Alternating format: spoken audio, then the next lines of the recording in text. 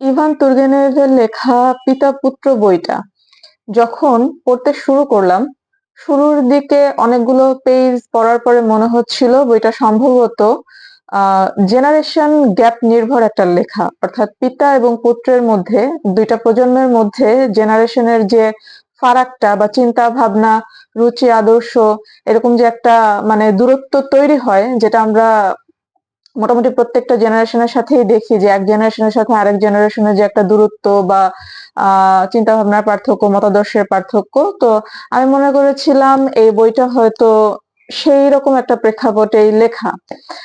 বিশেষ করে শুরুর দিকে কিছু লাইন ছিল, যদি আমি একটু পড়ে শোনাই।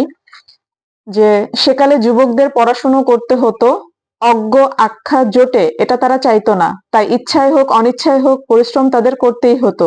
কিন্তু এখন একবার বললেই হলো দুনিয়ার সবকিছু অর্থহীন, ব্যাস আর তোমাকে পায় কে। যুবকেরা খুশিতে ডগমগ। সত্যি বলতে গেলে কি, আগে তারা ছিল নিছক মাথা মোটা, এখন তারা রাতারাতি বনে গেল নিহিলিস্ট। তো এই লাইনগুলো যখন পড়ছিলাম তখন আমার আসলে মনে হচ্ছিল যে বর্তমানে জেনজি জেনারেশন যারা আর কি, তাদেরকে নিয়ে কিন্তু এর আগের যে জেনারেশন গুলো আছে তারা কিন্তু অনেকটা এই ধরনের মন্তব্য করেন যে জেনজিদের চিন্তা ভাবনার সাথে আগের জেনারেশনের চিন্তা ভাবনার বেশ একটা পার্থক্য প্রকটভাবে লক্ষ্য করা যায়। তো আমার মনে হচ্ছিল যে এইরকম একটা বিষয়কে নির্ভর করেই বোধহয় পুরো উপন্যাসটা আগাবে। এখানে দুইটা মূল চরিত্র, দুই বন্ধু, একজন হচ্ছে আরকাদি এবং একজন হচ্ছে বাজারভ। তো উপন্যাসটা যখন শুরু হয় তখন মনে হচ্ছিল যে এই উপন্যাসের মূল চরিত্র বোধহয় আরকাদি, এবং তার সাথে তার পিতার যে জেনারেশন গ্যাপটা এবং তার বাবা যে এই জেনারেশন গ্যাপটাকে অতিক্রম করার জন্য যে কতটা এফোর্ট দিচ্ছেন এবং তিনি চেষ্টা করছেন যে যুগের সাথে তাল মিলিয়ে চলার চেষ্টা করছেন যেন তিনি তার ছেলের সবচেয়ে কাছের মানুষ হতে পারেন বা এরকম। তো এটা পড়তে মনে হচ্ছিল যে উপন্যাসটা মূলত হয়তো আরকাদিকে কেন্দ্র করে, আরকাদির বাবা এবং তার মধ্যে যে সম্পর্ক, মানে এই পিতা পুত্র সম্পর্ক, এটাকে কেন্দ্র করে আগাবে। কিন্তু উপন্যাসটা যতই সামনে আগালো তখন দেখলাম যে না, এটা আসলে এতটাও সিম্পল একটা উপন্যাস না। এটার মূল বিষয়বস্তু জেনারেশন গ্যাপও না, এটার মূল বিষয়বস্তু হচ্ছে নিহিলিজম। আর এই উপন্যাসের মূল চরিত্র, এই পিতা পুত্র উপন্যাসের মূল চরিত্র যদি কাউকে বলা যায় তাহলে সেটা হচ্ছে আরকাদির যে বন্ধু বাজারভ। মূলত সে হচ্ছে একজন নিহিলিস্ট মানুষ, নিহিলিজমে বিশ্বাস করে। আহ এবং নিহিলিজম একদম শর্ট কথায় বা এক কথা যদি বলা হয় যে নিহিলিজম আসলে কোনো কিছুতেই বিশ্বাস করে না, কোনো কিছুকে ধ্রুব সত্য বলে মেনে নিতে নারাজ। সবকিছুকে উড়িয়ে দেওয়ার একটা প্রবণতা, প্রচলিত যত রীতিনীতি বিশ্বাস আছে সবকিছুকে উড়িয়ে দেওয়ার প্রবণতা, কারো সামনে মাথা নত না হওয়ার প্রবণতা, আহ প্রেম ভালোবাসার মতো দুর্বল বিষয়ে কি বলে এটাকে, আত্মসমর্পণ না করার যে প্রবণতা, এরকম একটা বিষয়। তো এটা পড়তে গিয়ে অনেকটা অনেকটা রবীন্দ্রনাথের যে গোরা চরিত্রটা ছিল, যদিও অনেক আগে পড়েছি, এবং আদর্শ জায়গা থেকে সম্ভবত গোরা এবং বাজারভ দুইজন হয়তো দুই মেরুর, কিন্তু ওই যে একগুঁয়েমির যে একটা বিষয়, এই পিতা পুত্র উপন্যাসের বাজারভ চরিত্রটার মধ্যে সে একগুঁয়েমির মতো একটা বিষয় আছে। তো যাই হোক, উপন্যাসের মূল বিষয়টা হচ্ছে নিহিলিজম।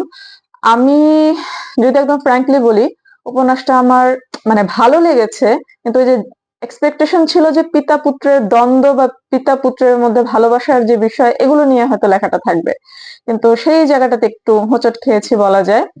তো এখানে হচ্ছে পিতা পুত্রের সম্পর্কের বিষয়টাও আছে, আরকাদি এবং তার বাবা, আর এদিকে বাজারভ এবং তার বাবা বা বাবা মা, এনাদের মধ্যে সম্পর্কের বিষয়গুলো আছে। বিশেষত এই আরকাদির বাবা এবং বাজারভের বাবা দুজনেই দুই ছেলেকে আর কি, তাদের ছেলেদেরকে প্রচন্ড ভালোবাসেন। কিন্তু ছেলেরা ওই যে নতুন যুগের মানুষ, তাই সবকিছু উড়িয়ে দেওয়ার প্রবণতা বা এই যে ভালোবাসা বা এই ধরনের বিষয়গুলো তাদের কাছে খুব দুর্বলতা মনে হয় বা এরকম একটা বিষয় আছে, ঠিক আছে।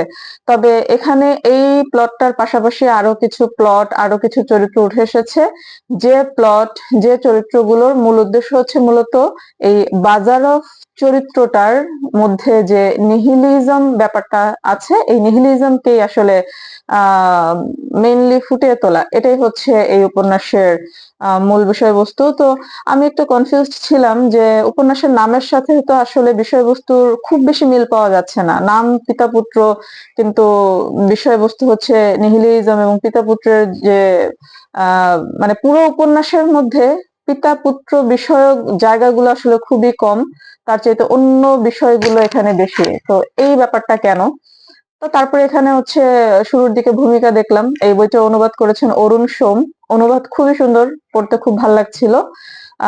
তারপরে যে ভূমিকা পড়লাম, ভূমিকা পড়ে ব্যাখ্যা পড়ে যতটুকু মনে হলো যে না, এটা আসলে নাম দেয়া হয়েছে পিতা পুত্র, কিন্তু এটার মূল বিষয়বস্তু হচ্ছে নিহিলিজম, এবং যে সময়কালে এটা লেখা হয়েছে তৎকালীন রুশ সমাজ ব্যবস্থা, যে প্রতিবাদের একটা বিষয় বা পরিবর্তনের একটা হাওয়া তখন লাগছিল, এরকম একটা প্রেক্ষাপট উপন্যাসটা লেখা। তো মেইনলি পিতা পুত্র নাম দেয়া হলেও এই বইয়ের মূল উপজীব্য বিষয় হচ্ছে বা মূল আলোচ্য বিষয় হচ্ছে নিহিলিজম। আহ তো ওই পিতা পুত্রের ওই ব্যাপারটা যদি মাথায় না রেখে বইটা পড়েন তাহলে বইটা ভালো লাগবে। আমি আসলে বইটাকে এক কথায় ভালো লাগেনি এটা বলার কোনো সুযোগ নেই, বিশেষ করে অনুবাদটা এত সুন্দর, পড়তে খুব ভালো লাগছিল। কিন্তু ওই যে মাথা থেকে ওইটা ঝেড়ে ফেলতে হবে যে এটা আসলে পিতা পুত্র নাম হলেও শুধুমাত্র পিতা পুত্রের সম্পর্ক বিষয়ক না, এখানে রুশ সমাজ ব্যবস্থার একদম গভীর, একদম কি বলে এটাকে, ডার্ক এবং গ্রেভ কিছু বিষয় এই উপন্যাসের বাজারফ চরিত্রটার মধ্য দিয়ে উঠে এসেছে। তো উপন্যাসটাকে সেইভাবেই ট্রিট করা ভালো এবং সেইভাবেই পড়া ভালো। অনুবাদ সুন্দর হওয়াতে পড়তে খুবই ভালো লেগেছে, এবং বিশ্ব সাহিত্য কেন্দ্রের প্রোডাকশন নিয়ে তো কোনো কথাই নেই, চমৎকার প্রোডাকশন, বাঁধাই ছাপা সবকিছু, বানান সবকিছু মিলে আসলে ভালো। পড়তে পারেন, সাজেস্ট করব। ধন্যবাদ।